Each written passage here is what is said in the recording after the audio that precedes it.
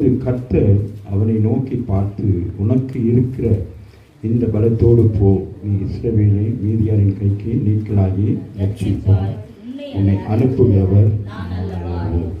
ஆகவே இந்த மாதத்திலே நமக்கு ஆண்டவர் கொடுக்கிற வாக்கு தத்துவம், உனக்கு இருக்கிற இந்த பலத்தோடு போ, அனுப்புகிறவர் நான் அல்ல, உன்னை அனுப்புகிறவர் நான் அல்லவா என்று சொல்லி. ஆகவே அது குறித்து சில ஒப்பனையான காரியங்களை பார்த்து உற்சாகமாக இந்த மாதத்திலே நமக்கு இருக்கிற பலன் போதும். ஆமாவே இல்லையா? அந்த பலனோடு கூட அவருடைய பலன் நம்ம என்ன செய்யும்? சம்பூரணப்படுத்தும். அதனால கவலைப்படக்கூடாது. புதிய வருஷம் வருகிறது அப்படின்னு சொல்லி 11 மாதங்கள் நம்முடைய வாழ்க்கையில் எதோ நடந்திருக்கலாம். ஆனாலும் இந்த 12ஆம் மாதம் ஆண்டவர் கொடுக்கிற இந்த வாக்கு தத்துவம் நம்முடைய வாழ்க்கையிலே ஒரு பெரிய ஒரு மாற்றத்தை கொண்டு வரும். சரியா? ஆகவே விசுவாசித்து அதற்கு ஒப்பனையான ஒரு சம்பவத்தை ஏசாயா 40ஆம் அதிகாரத்திலிருந்து ஒரு சம்பவத்தை வாசித்து மீண்டுமாக இந்த நியாயாதிபதி புத்தகத்திற்காக வருவோம்.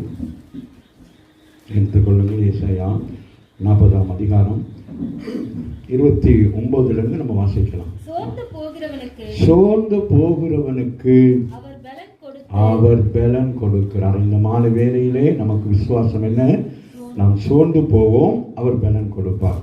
ஆமென். நாம் பலவீனமாக இருப்போம், அவருடைய பலத்தினாலே நம்மளை சம்பூர்ணப்படுத்துவார். ஆகவே சொல்லுகிறார், சோர்ந்து போகிறவர்களுக்கு. ஆமென். இந்த நாட்களிலே நம்முடைய வாழ்க்கையில ஒரு சோர்வு இருக்குமானால் நாம் பயப்படவே கூடாது. காரணம், அவர் நமக்கு என்னத்தை கொடுப்பாராம்? பலனை கொடுப்பார். சத்துவம் இல்லாதவனுக்கு சத்துவத்தை பெருக செய்வார். அப்ப நமக்கு என்ன குறைபாடு இருந்தாலும் ஆண்டவர் என்ன செய்வார்? அதை அந்த நேரத்தில் நமக்கு நிறைவேற்றுகிறவராக இருக்கிறார். அதுதான் இந்த மாதத்திலே நமக்கு ஆண்டவர் சொல்லுகிற வார்த்தை. உங்களை பிளஸ் பண்ணி அனுப்புகிறார். என்ன சொல்லி, உனக்கு இருக்கிற இந்த பலத்தோடே அது போதும், உன்னை அனுப்புகிறவர் நான் அல்லவா என்று சொல்லி. உலகத்தில் இருக்கிறவன் உங்களில் இருக்கிறவர் பெரியவராக இருக்கிறார். ஆகவே அவர் உங்களை ஒரு இடத்துக்கு அனுப்புவாரானால் உங்களை வெறுமையா திரும்பி வர செய்ய மாட்டார். ஆமாவே இல்லையா? ஏதோ ஒரு நோக்கத்தோடு கூட என்ன செய்கிறார்? உங்களை அனுப்புகிறவராக இருக்கிறார். உங்களுக்கு எதிராக ஏதோ ஒரு காரியம் இருக்குமானால் அந்த காரியத்தில் உங்களை கொண்டு கர்த்தர் என்ன செய்வார்? ஜெயத்தை கொடுக்கிறவராக இருக்கிறார். ஆகவே உங்களை போன்னு சொன்னா நீங்க என்ன செஞ்சிடணும்?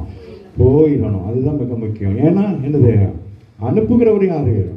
அவர் அனுப்புகிறார். ஆகவே தான் இங்கே சொல்கிறார், சோர்ந்து போகிறவனுக்கு நான் என்ன செய்வேன்? பலனை கொடுப்பேன். சொல்லுங்க, நான் சோர்ந்து போயிருந்தால் என் ஆண்டவர் எனக்கு பலனை கொடுப்பார். சத்துவம் இல்லாமல் பலவீனம், சோர்வுகள், சரீரத்தில் வியாதிகள் ஏதோ நம்ம என்ன செய்யும்? வியாதியை விட பிரச்சனைகள் தான் நம்மளை ரொம்ப மன அழுத்தத்தை கொண்டு வரும். அந்த